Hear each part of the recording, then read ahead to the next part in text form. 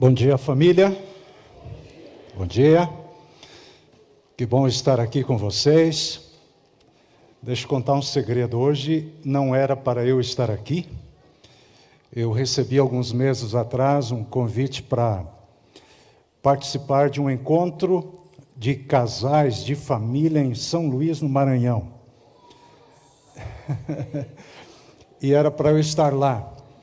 E quando o pastor de lá me fez o convite, eu já fui arrumando mentalmente algumas desculpas para não aceitar. Esse é um assunto que eu tenho uma certa dificuldade. E eu não gosto de falar de algo que eu não vivo, que eu não experimentei na minha vida. Eu sou filho de pais separados.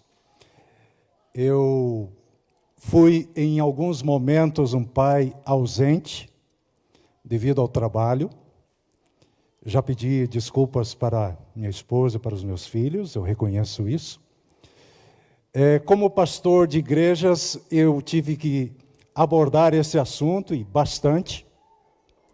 Mas eu não me senti assim tão animado para falar lá em São Luís, no Maranhão. Quando ele ligou, ele disse: pastor, é sua área, é o seu forte. E eu já disse: oba, não, pastor, não é minha área, não é o meu forte. Até que ele ficou convencido de que eu não era o melhor nome para falar para os casais esse final de semana. E eu respirei tranquilo, até que, sem saber de nada, aquele casal simpático me fez o convite para falar justamente sobre esse assunto hoje. Aí, bem, Senhor Deus, para que dizer não tantas vezes, né? Aqui estamos, então, para juntos falarmos sobre um assunto que é extremamente delicado, importante, e nele, na família, estão alicerçadas todas as coisas, porque não adianta a gente conquistar o mundo e perder a família. Não tem preço que pague isso. Por isso quero convidar vocês, eu vou falar hoje sobre 3 R's. Sim, a irmã Julimar está dizendo que amanhã tem mais. Quanto é o negócio para a inscrição? Qual o valor? É de graça. Quantos casais já tem? 50 casais. Então já temos garantido aqui 100 pessoas amanhã, né? E as famílias, né? Não é só casal, todo mundo. Então, se você ainda não conversou com a equipe do Ministério da Família, faça esse ajuste aí, para estar conosco amanhã a partir das 7h30 da manhã. Vou falar de 3 R's. 19h30. Eu falei 7h30 da manhã?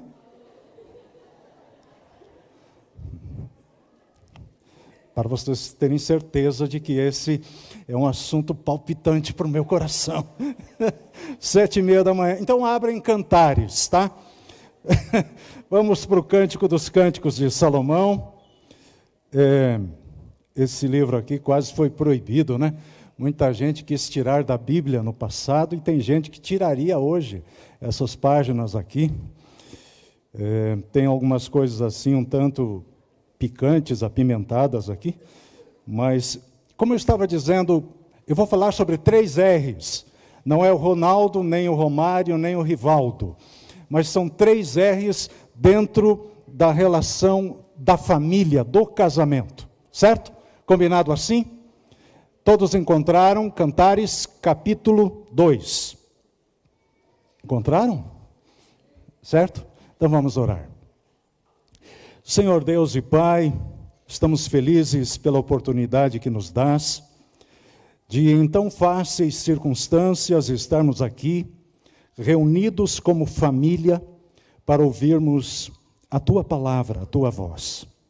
Que Teu Santo Espírito, Pai, esteja abrindo a nossa mente, o nosso coração, que possamos compreender, entender e, acima de tudo, colocar em prática aquilo que aqui, nessa manhã, estudarmos.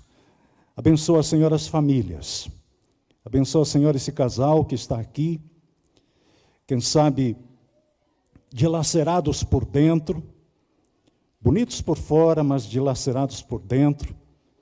Tu conheces a situação e as lutas que cada um tem enfrentado. Mas nossa gratidão, Senhor, é porque quando oramos durante essa semana para que as pessoas que precisassem ouvir a Tua palavra estivessem aqui, elas estão aqui. E nós te louvamos e te agradecemos. Fica conosco. Em nome de Jesus. Amém. O primeiro R dos 3, a primeira fase do casamento, pré-casamento, durante o casamento, se chama romantismo. Romantismo. Romantismo. Quanto tempo você está namorando? Quem está namorando aqui há mais de 50 anos? Deixa eu ver as mãos. Mais de 50. Ergue forte aí a mão. Mais de 50. Vocês não casaram ainda? Estão namorando? Hã? Mais de 30 anos. Quem está namorando há mais de 30 anos? 30 anos.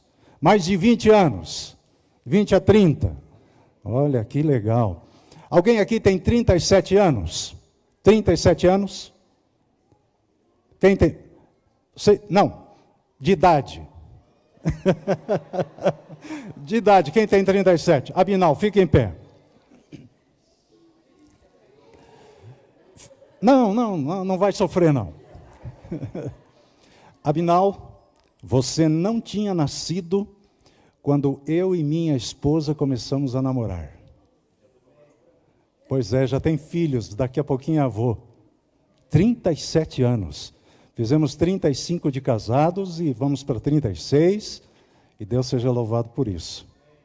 Então, olha aí. Você também não tinha nascido, né? Não, claro que não. Obrigado, Avinal. A fase do romantismo, né? Vamos dar uma olhada aqui. Cântico, capítulo 2, verso 16. O meu amado é meu, e eu sou dele.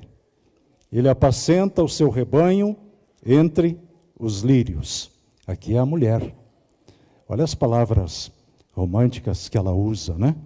O meu amado é meu, eu sou dele, ele pastoreia entre os lírios. Capítulo 4, verso 7. Agora, ele, o romântico. 4, 7. Tu és toda formosa, querida minha, e em ti não há defeito. Romântico, né? Romântico. É a fase do brilho nos olhos, é a fase das borboletas no estômago, né? Quando chega aquela vez de abrir o coração, de pedir ela em namoro, e depois tem que, na minha época pelo menos, teria que encarar os pais. E lá em casa a gente faz questão absoluta disso. Quer namorar com as filhas? Tem que conversar comigo e com o meu facão. É assim que funciona. É uma bênção. É a fase onde o casalzinho vai para, pelo menos na minha época, né?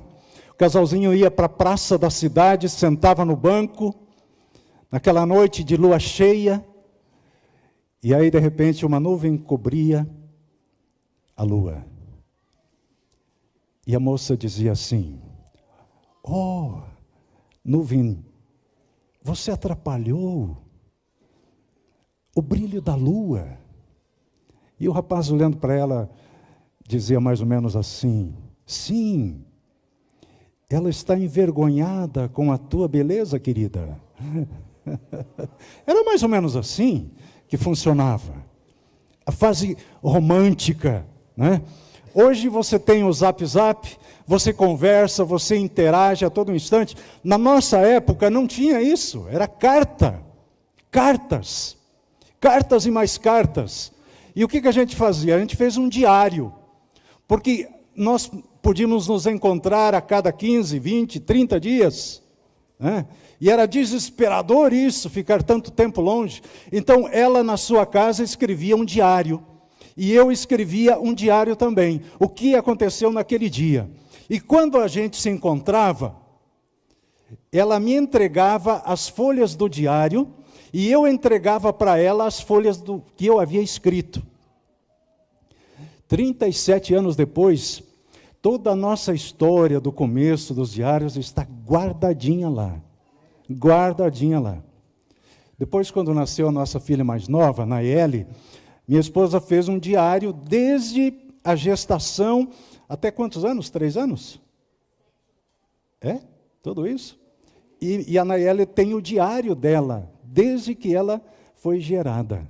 E ela agora, com 21 anos, ela vai para o diário e fica perguntando detalhes de coisas que a gente nem lembrava mais, né? Que legal. Hoje parece-me que esse tipo de coisa tá ficando meio fora de moda, não é verdade? É tempo de esperar, e o relógio demora a passar, na época do romantismo, né? Demora a passar para chegar, mas quando chega o encontro, o relógio simplesmente acelera, acelera. É hora de escolher alguém com quem vamos conviver pelo resto da vida. Por isso, quem não namora, deixa eu ver aqui as mãos. Pode erguer a mão sem problema. Quem não namora, olha aí, temos alguns aqui. Quem está namorando, mas não casou ainda, deixa eu ver as mãos. Isso, assim eu já sei para quem eu direcionar o meu recado nessa manhã, certo? Eu já sei. A hora chega e a gente quer que fique mais tempo. Mas observe, você que está namorando, algumas dicas aqui de graça para vocês. Como ele trata a mãe? Chave. Olha, se você não observar esse detalhe, você corre o risco de ter problemas no seu casamento. Como trata a mãe? Assim ela vai tratar você, ele vai tratar você. Preste atenção. Outra coisa, vocês têm a mesma fé? Importantíssimo demais. Mas por quê? Já pensou, se 2 pessoas da mesma fé já não é fácil, imagine 2 pessoas que creem de forma diferente. Como será a educação dos filhos? O pai vai levar para um lugar, a mãe vai levar para o outro, que igreja irão frequentar? Preste atenção nesse detalhe. Lembram da história de Abraão, quando ele pediu para Eleazar, o seu principal empregado, procurar uma esposa para Isaac? Lembram do que ele disse? Ele diz, não me apareça aqui com uma mulher que creia diferente daquilo que nós cremos. Veja como o patriarca Abraão, ele valorizou essa parte. Outro detalhe importante, como, namorados, como ele ou ela trata o dinheiro. É assim ou é nenhum extremo, não, nem lá nem cá. Ele está guardando, está fazendo a sua poupança, tem o seu dinheirinho guardado, ou gasta tudo à torto e à direito.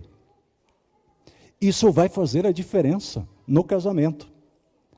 Há 2 pontos que levam um casal à separação. Os principais são falta de diálogo, eu vou falar daqui a pouquinho, e outro ponto é o problema financeiro, que daí resulta no adultério e em outros problemas decorrentes disso. Como trata o dinheiro? Isso é importante. Como trata você? Trata bem você? Ou é ciumento, ciumenta, emburrado, briguento, violento? Corra, fuja, se for assim, tá? Porque vai ser pior no casamento. Aquilo que a gente tenta esconder, e não é uma coisa assim que a gente faz porque quer, mas quando a gente namora, a gente tenta passar pano para os nossos erros, né? Tenta esconder os nossos defeitos, mas eles vão aparecer e não vai demorar. planejamento. Vão casar? Quais são os planos? Está tudo organizado? Onde vão morar? Como vão pagar as contas? A conta vai ser em conjunto? Como vai ser? Quem vai fazer isso? Quem vai fazer aquilo? Eu já fiz muitos casamentos e tem um momento no casamento, depois da mensagem, que eu sou bem assim, contundente. Eu termino a mensagem e aí olho para os dois e pergunto assim: vocês querem continuar? Vocês querem continuar?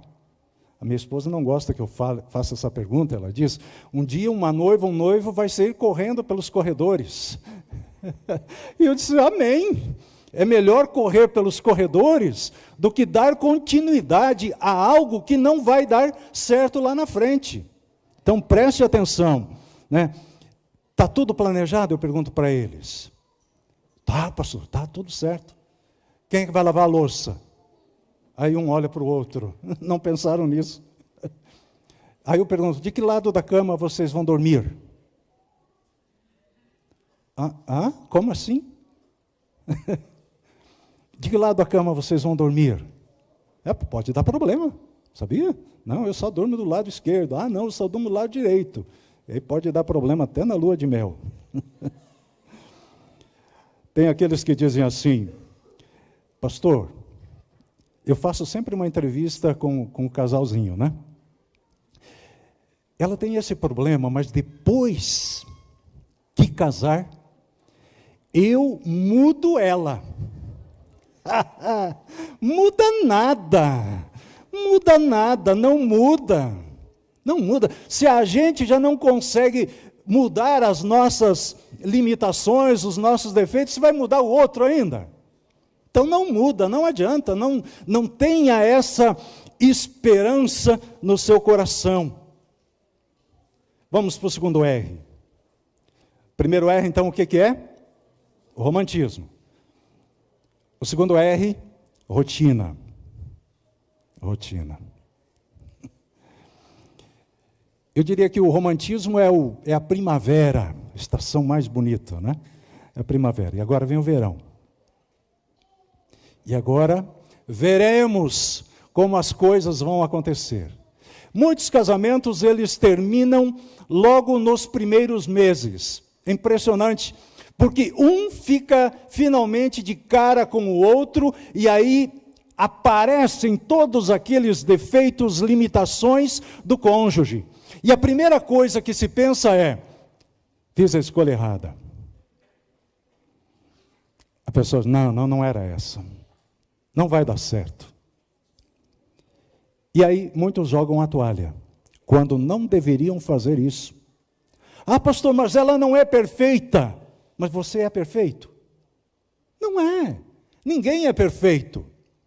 Se você casa para ser feliz, não vai dar certo, porque a gente casa para fazer o outro feliz. Porque quando você faz o outro feliz, seu cônjuge, você recebe automaticamente esse retorno e é feliz também. Filipenses 1:9. Vamos contextualizar na palavra.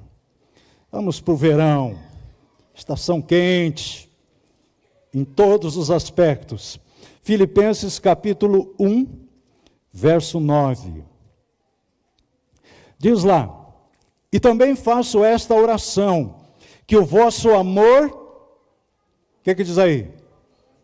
Aumente mais e mais em pleno conhecimento e toda percepção. Está forçando o verso, pastor? Estou forçando o verso aqui.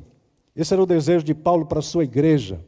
Mas é o desejo dos familiares, é o desejo da igreja para aquele jovem casal. Que o amor diminua, se mantenha. Não, que ele cresça, que ele aumente.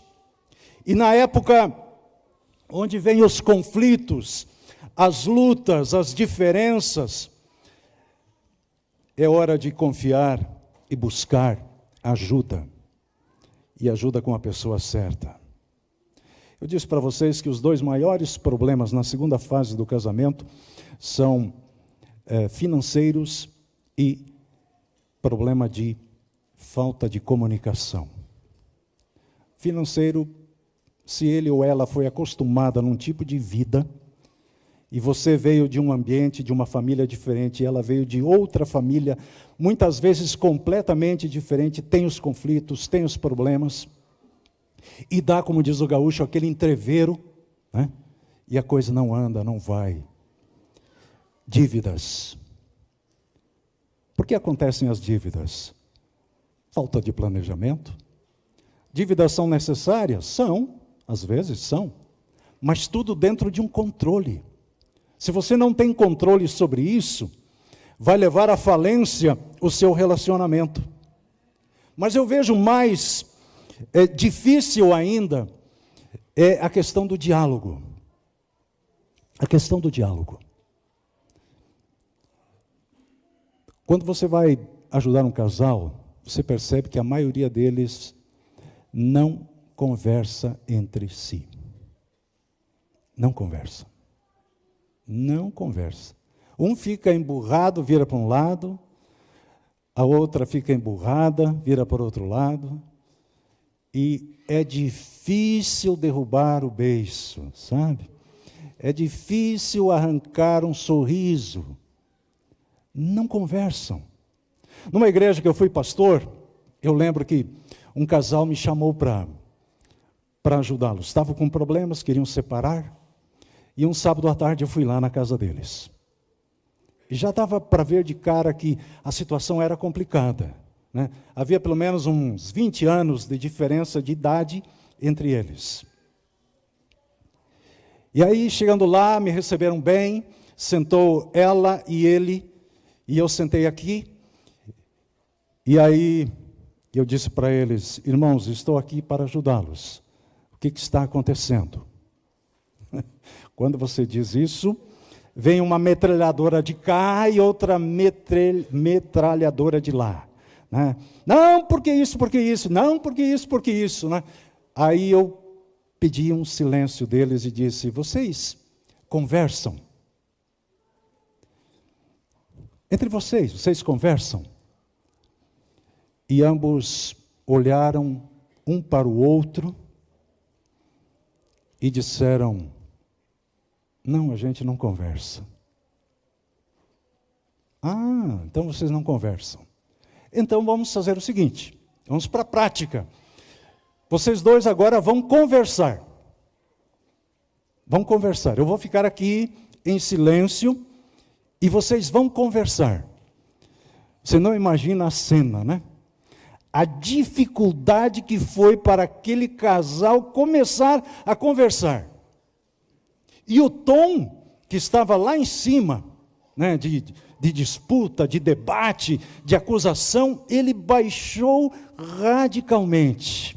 Um olhou para o outro. E eles não sabiam conversar. Eles não sabiam conversar. Estavam há 9 anos juntos, mas não sabiam conversar. E aí ela começou falando de algo, e foi falando, fez uma observação sobre ele, e ele disse: pois é, mas olha, eu lembro disso, me desculpe, não devia ter feito isso, e tal. Aí ele falou, e as coisas foram se encaixando. E vez por outra, eles paravam de conversar e olhavam para mim. Ou perguntavam assim: não é isso, pastor? E eu dizia: não estou ouvindo, continuem, continuem. E eles continuaram durante um bom tempo, me deu um sono, eu quase dormi ali na frente, né? Mas eles foram colocando as coisas em ordem, cada coisa no seu lugar. Conversem, conversem. E não é para casal que está começando, é casal velho, sabe? Não conversam. Ficam emburrados um com o outro, que coisa complicada, difícil, feia, né? É o tempo da mesmice, é o tempo da falta de novidade, o R da rotina é o tempo dos desencontros, das tempestades, o romantismo cai. Aí o casalzinho, agora nem casalzinho é, né? Ele está lá na praça, né? Não tão perto como antes, a lua cheia no céu, né? A lua cheia no céu, ela lembra do tempo de romantismo. E ela diz: olha, marido, a lua cheia, que bonita. Mas, a nuvem cobriu a lua. E o marido olha para ela e diz assim: ô mulher, você não está vendo que vai chover? Você não está vendo que vai chover? Cadê o romantismo? Sumiu. Desapareceu. É a época dos filhos, né? A época maravilhosa dos filhos, né, Ronald? Os filhos, isso. Os filhos. Quanta fralda. Coisa boa que já passou essa fase. É fralda, é material escolar, é aquela lista, é escola, é isso, é confusão, é aquela fase maravilhosa da adolescência, né? Então, os namoros, é o casamento, né? É uma fase que é longa demais, parece que não termina. São os boletos para pagar, né? Os boletos para pagar. Minha filha forma a metade do ano que vem. Tem 1 ano ainda. Eu já disse, eu vou fazer uma festa no dia que eu pagar o último boleto. E ai de quem vir pedir você em casamento, vai ter que devolver em dote tudo que eu investi. Os filhos, coisa linda, maravilhosa, os filhos que riem, que choram, que brincam, mas que dão trabalho também. E aí, o casamento pode ir para o brejo também. Pode ir para o brejo. Às vezes sobrecarrega a mãe, sobrecarrega o pai, fica difícil. O que fazer? Quando a rotina bate a porta, se vira, amigo. Saia da rotina, invente alguma coisa, crie alguma coisa, busque novas atividades, faça pequenas mudanças, nem que seja trocar a cama de lugar dentro de casa, mas faça mudanças, não fique na rotina. Todo Natal eu vou para tal lugar, mas mude agora o lugar. Se está 35 anos indo para o mesmo lugar, nas férias, mude as férias ou o lugar de férias. Mude, faça coisas diferentes. Deixe esse negocinho aqui de lado, né? Invista o seu tempo com qualidade, com o seu cônjuge, com a sua família. Faça coisas diferentes. Quando eu aposentei, há 2 anos atrás, isso me pegou fora do meu planejamento, porque eu pretendia trabalhar até os 60 anos. Eu tenho 57, vou fazer 58. E o que vou fazer agora? Eu tinha o meu planejamento a partir dos 60. E como a nossa casa é aqui em Jacareí, voltamos para cá e criamos o nosso pomar, a nossa horta. E temos lá, só em vasos, quase 50 pés de frutas, né? E isso dá um trabalho, mas dá trabalho mesmo, né? E a minha esposa, eu sempre gostei disso, mas a minha esposa, eu acho que ela abraçou, gostou mais da ideia. E agora a gente fica lá brigando em casa, porque quando nasce uma erva daninha, ela vai lá na frente e arranca a erva daninha, né? E a gente não tem muito trabalho nesse aspecto. Mas faça algo diferente, algo diferente. Você tem um seguro de vida? Quantos têm seguro de vida aqui? Deixa eu ver. Pastor, mas o senhor não tem fé, seguro de vida. Veja, Ellen White diz seguro de vida. Não, deixa eu explicar. Um acidente, uma tragédia. Imagina, o marido morre e deixa a esposa cheia de dívidas e compromissos financeiros. O que ela vai fazer? Pastor, mas ela vai pegar o dinheiro e vai arrumar um marido melhor do que eu. Não pense bobagem. Seus filhos, seguro de vida. eu tenho um seguro de vida. E se eu faltar, o valor do meu seguro de vida vai dar para quitar todos os compromissos e deixar as coisas todas estabilizadas. Pense lá na frente. Pense lá na frente. Invista na sua família. Vamos para o último R. Primeiro, então, é romantismo. Segundo, rotina. Rotina sem rotina, né? O verão. Terceiro R. Vamos abrir a Bíblia primeiro, Eclesiastes. Capítulo 6, verso 3. Você já sabe qual é o terceiro R? Eclesiastes. Capítulo 6, verso 3.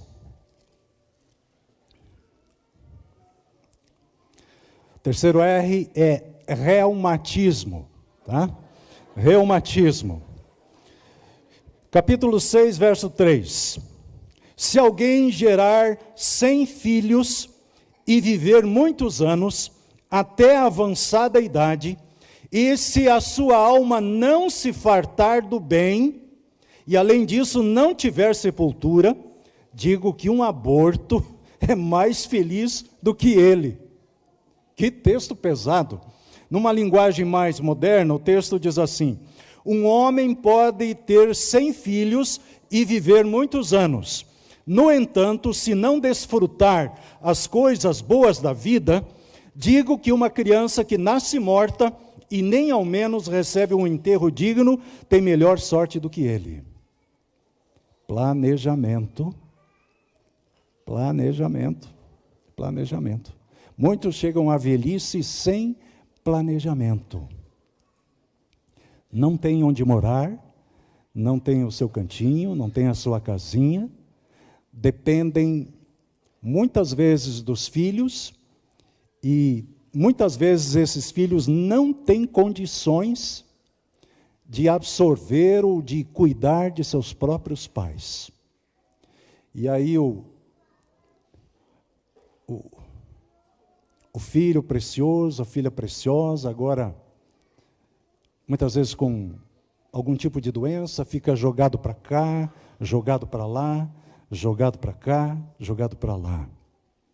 Sabe que você vai chegar nessa idade e nessa fase, se Jesus não voltar antes?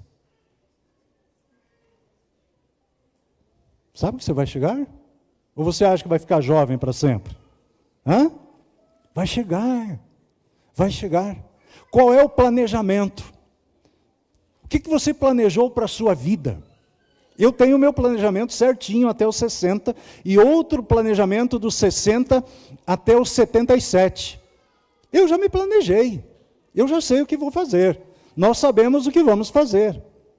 Dentro de 3 anos, nós queremos morar em Curitiba, vamos vender a nossa casa grande, vamos comprar um apartamento pequeno e vamos morar lá. Quando as coisas estiverem estabilizadas, e claro, dentro daquela ideia de que vai dar tudo certo, né? Mas quando tudo estiver estabilizado, ela não concordou comigo ainda, mas a gente vai comprar um motorhome. Ela fez assim. E com 77 anos a gente vai viajar. Né?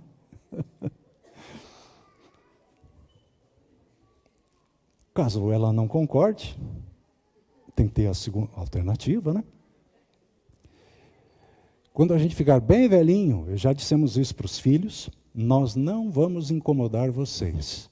Nós vamos vender o nosso cantinho e nós vamos buscar um lugar de velhinhos e nós vamos morar lá e bem.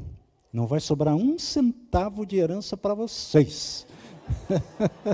Não tenham essa esperança, né? Que adianta o homem viver 100 anos e não aproveitar a vida? É o que diz o texto bíblico. Né?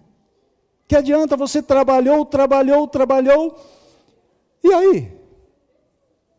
E aí? Para deixar para os outros? Não, os que se virem. Se virem, né? A gente diz facilmente isso. Mas eu conheço cada um dos 3 filhos, sem que eles saibam, eu não moraria com nenhum deles. Não ia dar certo. Não ia dar certo. Né? Última pergunta, já vou encerrar. Quantos aqui têm um plano funeral? Vocês têm um plano funeral? Que legal, gente. Plano funeral. Eu imaginei que teria bem menos mãos levantadas. Plano funeral. Tem uns 3 anos, acho que um pouquinho mais, que nós compramos o nosso plano funeral. Sabe por quê? Que caiu a ficha para mim? Não porque eu olhei no espelho e vi meus cabelos prateados, mas eu fiz muitos e muitos funerais. Num distrito, em 2 anos, eu fiz mais ou menos 30 funerais. E eu já estava, irmãos, eu já estava trocando o nome dos mortos. Eu estava trocando, e eu disse, a irmã fulana, e não sei o quê, e alguém disse assim, não é esse o nome. A mulher estava viva no lado, e eu troquei os nomes. Né? Era muita gente morrendo. Né? E aí um dia eu tive a curiosidade de perguntar, mas quanto custa para morrer? Né?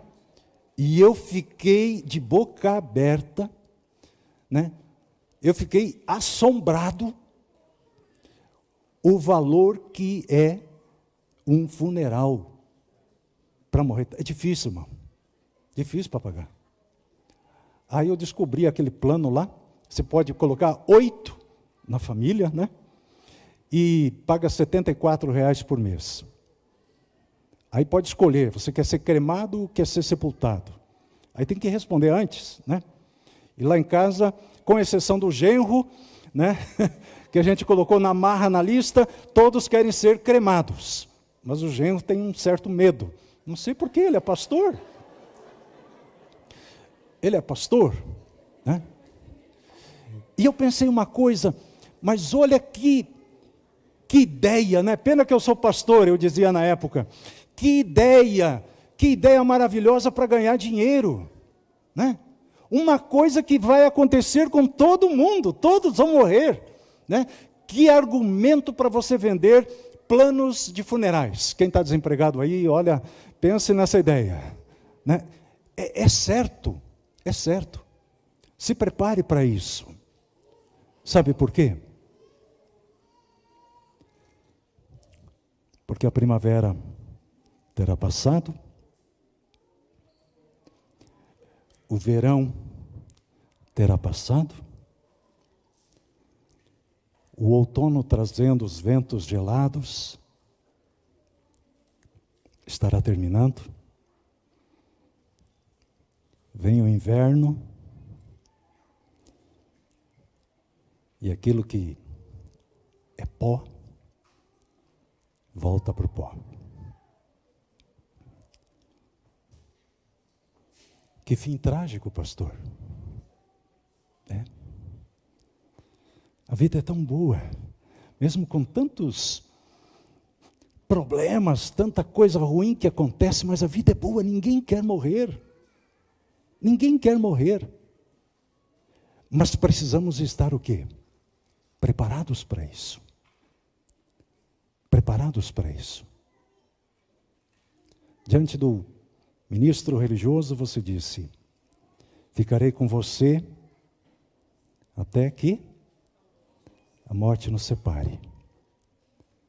Amanhã à noite a gente vai renovar esse voto.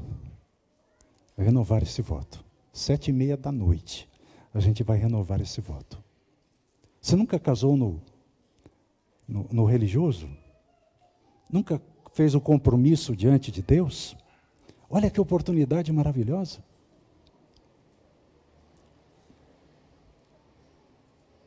Eu quero chamar minha esposa aqui na frente. Eu não falei nada para ela, porque se eu falasse ela ia ficar nervosa e eu não ia conseguir trazê-la aqui. Então, mas eu tinha planejado.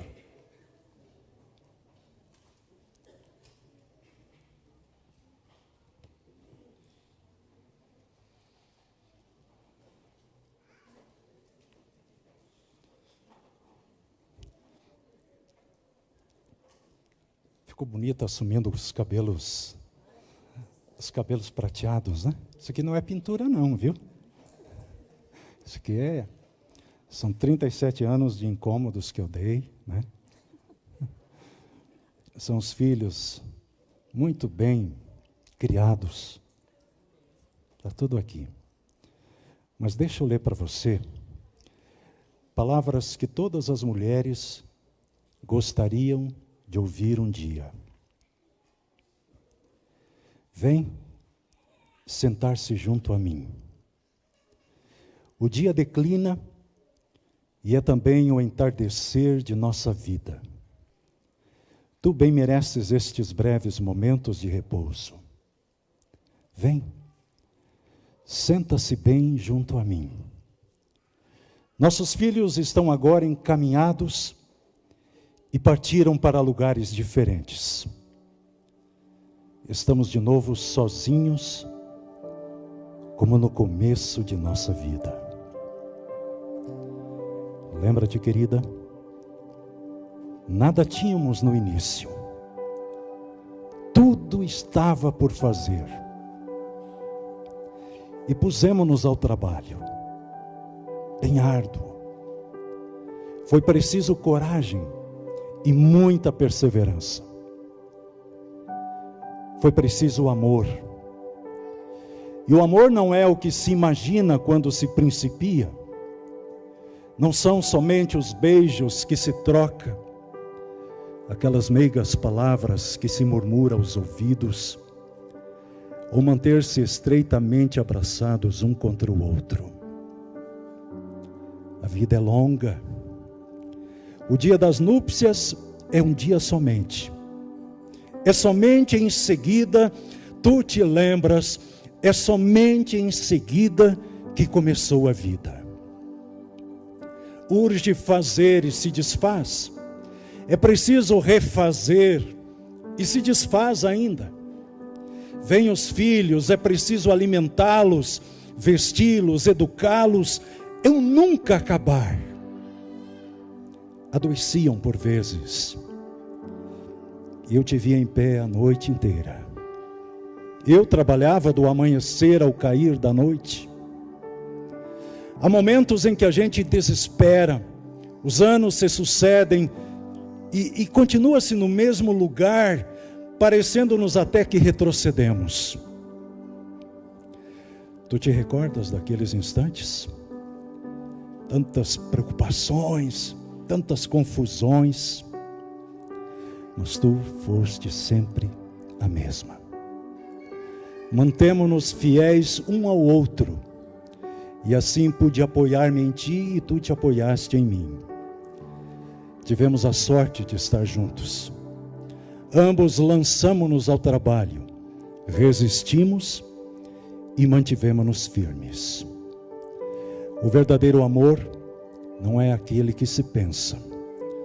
O verdadeiro amor não dura um dia, mas sempre. Significa ajudar-se, compreender-se. E pouco a pouco, vemos que tudo se organiza. Os filhos cresceram, encaminharam-se bem, demos-lhes o exemplo. Consolidamos o alicerce da casa. Se todas as casas forem sólidas, o país será sólido também. Por isso, chega-te mais perto e olha. Quando o céu se tinge de rosa, como nesta tarde da vida, e uma névoa transparente ergue-se e penetra por entre os galhos das árvores, é sinal que chegou o tempo da colheita e de saborear os frutos. Mantém-te bem junto a mim. Fiquemos calados. Não precisamos nada mais dizer um ao outro. Só temos necessidade de estar juntos e deixar descer a noite do contentamento do dever cumprido.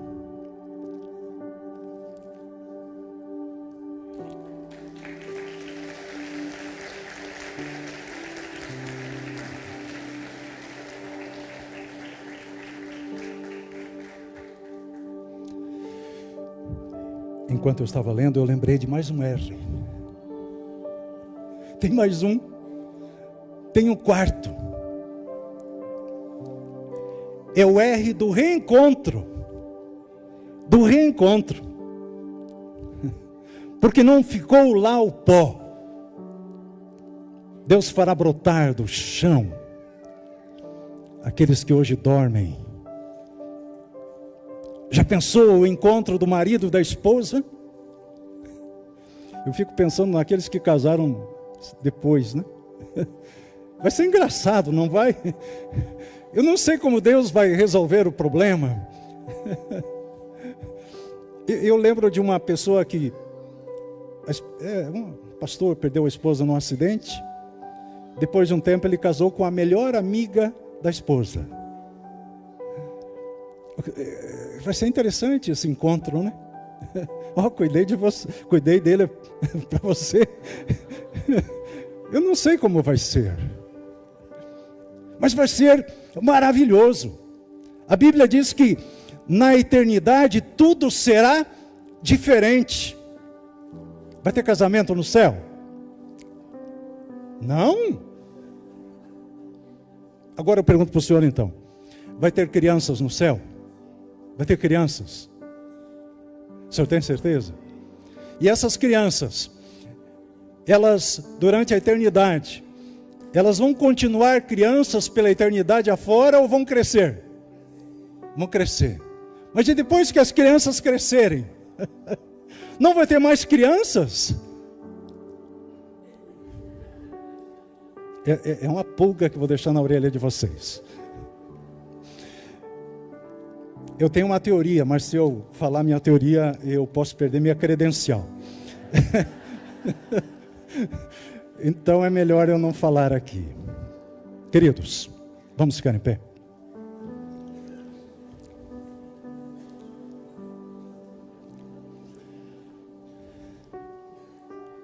Eu não sei como está a luta aí na sua casa. Talvez você escolheu errado mesmo. Não deu certo, talvez você teve que recomeçar, talvez você esteja pensando em chutar o balde, separar. Não faça isso. Eu já vi gente, primeiro, segundo, terceiro relacionamento, não deu certo. Muito raramente dá certo. Pensa bem. Eu posso ser o problema, e não ela, ou ele. Eu lembro de um irmão que me procurou numa igreja, e disse: pastor, me ajude. Estou casado há menos de um mês, mas já estamos morando separados. E eu disse: como assim? Sim, pastor. Não tem um mês. E ele contou. E eu perguntei para ele: é seu segundo casamento? E ele disse: é o terceiro, pastor. É o terceiro. Mas como assim o terceiro? Não, elas, né? Elas isso, elas aquilo, ela foi visitar aquela senhora. E ela disse: eu não quero ver ele de jeito nenhum aqui, porque ele é assim, assim, assim. E não teve jeito. Depois que eu mudei para um outro estado, uma pessoa me ligou e me perguntou, e ela disse: pastor, me falaram de fulano de tal. Eu estou viúva já há um tempo. Me falaram, e era aquele senhor. Eu disse: irmã, fuja. Fuja. Gênesis 2, 24. Ali começou a família, um homem responsável, com condições, sai da casa do pai e da mãe e une-se a uma mulher, e os dois passam a ser o quê? Uma só carne. Juntos é mais fácil. Mas coloque mais um aí. Coloque Jesus. Pense nos filhos. Pense no futuro deles. Pense que Deus pode dar para você aquilo que falta, pois Ele é a fonte do amor. Vamos orar. Senhor Deus, louvamos o Teu nome pelo tempo que passamos aqui nessa manhã. Louvamos pela família, que não é uma ideia nossa, é uma ideia Tua. Não sabemos como as coisas acontecerão no futuro, na nova terra, no novo céu, mas sabemos, Pai, que tudo será maior, melhor e mais surpreendente do que aquilo que possamos imaginar. É a Tua palavra que nos garante isso e nós cremos, Senhor. Ajuda esse marido, ajuda essa esposa, ajuda esses pais de paciência, de sabedoria, de discernimento. Esse casalzinho que está começando o namoro, Senhor, que façam as coisas do Teu jeito, tudo no seu tempo, e que possam caminhar felizes para o matrimônio, sabendo que contigo serão felizes. Oramos por esses que se machucaram na caminhada. Tu és o Deus da segunda chance, da terceira chance, das inúmeras oportunidades. Dê discernimento, dê sabedoria, por favor, Pai. E aqueles que já estão entre o outono e o inverno, que aproveitem seus dias, que façam desses dias que parecem tão gelados, tão nublados, dias de alegria, porque daqui a pouquinho Jesus volta. Cuida de nossas famílias, Pai, em nome de Jesus. Amém.